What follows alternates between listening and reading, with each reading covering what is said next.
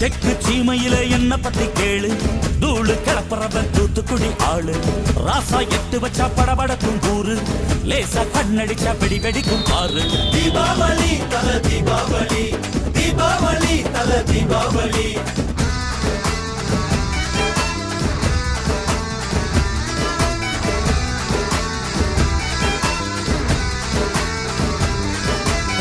தெற்கு சீமையில என்ன பத்தி கேளு, தூளு கிளப்புறவன் தூத்துக்குடி ஆளு.